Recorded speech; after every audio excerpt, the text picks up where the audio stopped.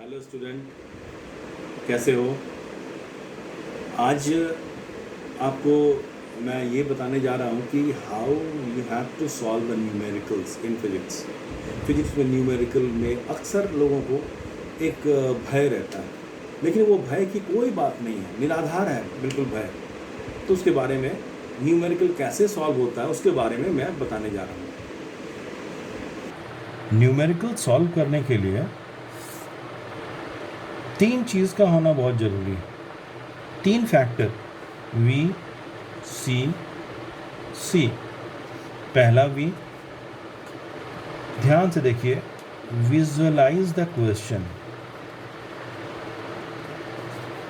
Question को visualise the question मतलब question को समझना होता है, क्वेश्चन क्या बोल रहा है, अपने लैंग्वेज में, ओन लैंग्वेज में उसको समझना है, क्वेश्चन एग्जैक्ट सिचुएशन को समझना होता है। सी, सेकंड सी, वी के बाद आता है सी।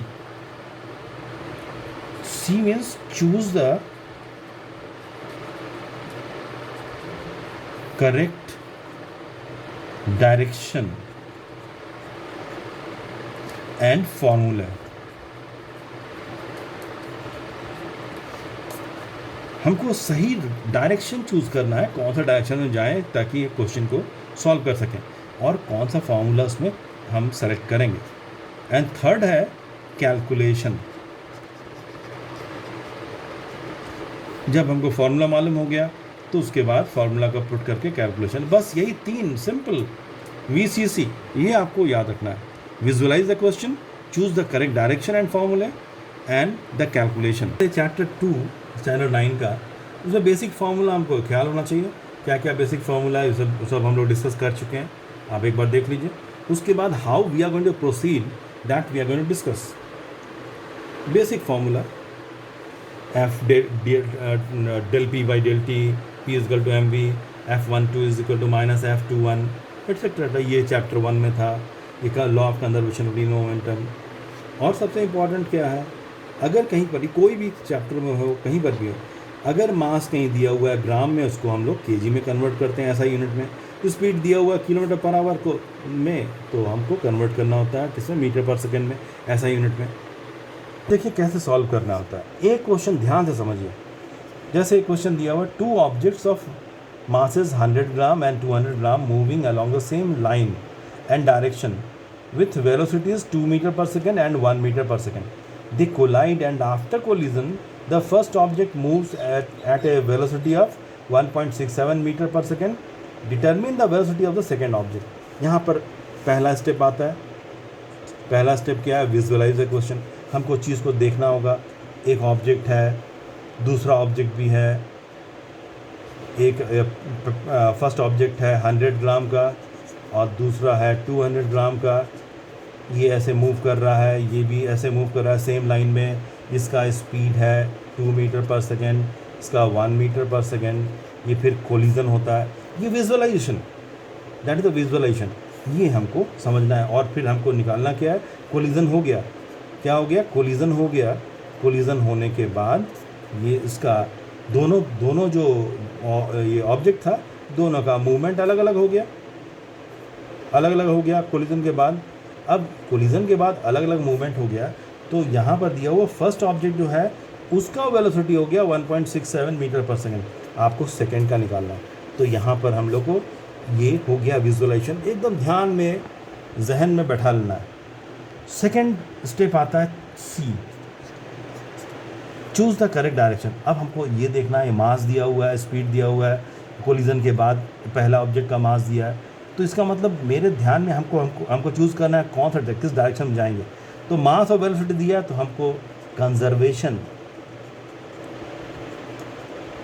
ऑफ लीनियर मोमेंटम, उस पर ध्यान देना होगा। कंजर्वेशन ऑफ लीनियर मोमेंटम, इसका मतलब वो क्या बोलता है, law of conservation, m1 u1 plus m2 u2 is equal to m1 v1 plus m2 v2। यही है कंजर्वेशन ऑफ लीनियर मोमेंटम। यहाँ देखिए मास दिया हुआ है, पहला इनिशियल वेलोसिटी दिया है फर्स्ट ऑब्जेक्ट का, ये भी मालूम है, ये सेकंड, ये कोलिजन के बाद का है, ये कोलिजन से पहले, ये कोलिजन से के बाद टोटल लीनियर मोमेंटम है सिस्टम का। उस सिस्टम में क्या है, दो पार्टिकल है, दो ऑब्जेक्ट हैं। कोलिजन के बाद पहला का मास तो हमको मालूम है, दूसरा का वेलोसिटी भी दिया है, और ये सेकंड वाले पार्ट में यहाँ पर सेकंड ऑब्जेक्ट का मास हमको मालूम है, यही चीज़ निकालना है, v2 निकालना है। अब ये हम देखिए, second choose the correct direction, ये डायरेक्शन भी चूज़ किया और फॉर्मूला भी। उसके बाद आता है कैलकुलेशन, VCC, वही स्टेप को फॉलो कर रहा है। अब कैलकुलेशन में क्या करेंगे, अब हमको बस यही निकालना है, put the different values and you will get it. अलग अलग वैल्यू हम पुट करेंगे और सबका वैल्यू जितना m1 u1 ये सब वैल्यू पुट करके हम उसका। तो यहाँ पर एक चीज़ और, तो मास जो हम बताए थे, मास 100 ग्राम है, तो 100 ग्राम को हम लोग चेंज कर देंगे केजी में, 0.1 kg ये m1, और दूसरा वाला मास था m2, उसका 200 ग्राम था, माने 0.2 kg। उसके बाद यहाँ पर इसका वैल्यू पुट करेंगे और केवल यही चीज़ अननोन है, v2 का वैल्यू हम लोग निकाल लेंगे। If you are putting the value you will get the answer. This is the way how we are going to proceed for the calculation और द न्यूमेरिकल पार्ट। एक और क्वेश्चन लेते हैं। A 8000 engine pulls a train of 5 wagons each of 2000 kg along a horizontal track. If the engine exerts a force of 40,000 Newton and the track offers a friction force of 5,000 Newton, then calculate the net accelerating force, the acceleration of the train, the force of wagon 1 on wagon 2. ये हमको निकालना है। यहाँ पर क्या दिया हुआ है, वो ट्रेन है, इंजन है, और कितना वेगन है, ऐसे ऐसे ट्रेन बना हुआ है। मान लेते हैं ये ट्रेन है, 5 वैगन्स है, ये इंजन है, ये 1 2 3 4 5 इस तरह से वैगन है। यहाँ पर ये दिया हुआ है कि इंजन जो है सबका मास दिया हुआ है, और इंजन जो है वो कितना फोर्स लगा रहा है, engine is exerting force of 40,000 Newton, और साथ में फ्रिक्शन, इसका जो व्हील और रेल है उसके बीच का क्या है, यहाँ पर फ्रिक्शन भी लग रहा है इस डायरेक्शन में, और फ्रिक्शन कितना लग रहा है, 5000 न्यूटन। ये पूरा सिचुएशन को विजुलाइज किया हम लोग, दैट इज द विजुअलाइजेशन। अब हम लोग को आना है, चूज़ करना है कि कैसे हम लोग इसको प्रोसीड करेंगे। तो पहला हमको क्या पूछा है, द नेट एक्सीलरेटिंग फोर्स। तो नेट फोर्स इस पूरा एक सिस्टम में एक फोर्स अगर इधर लग रहा है, एक फोर्स इधर लग रहा है, इधर 40,000 इधर 5,000, तो नेट फोर्स कितना हो जाएगा, नेट फोर्स दोनों का डायरेक्शन अलग है, तो 40,000 माइनस 5,000 न्यूटन, ये कितना हो गया, 35,000 न्यूटन। ये आ गया आपका first one, the net accelerating force. Second one क्या बोलता है, एक्सीलरेशन ऑफ द ट्रेन। तो हमको एक्सीलरेशन क्या करना होगा, वही सेकेंड लॉ से F/m होता है। ट्रेन का पूछा है, पूरा ट्रेन का, ये पूरा वैगन और इसका इंजन लेके, तो नेट फोर्स कितना है, 35,000,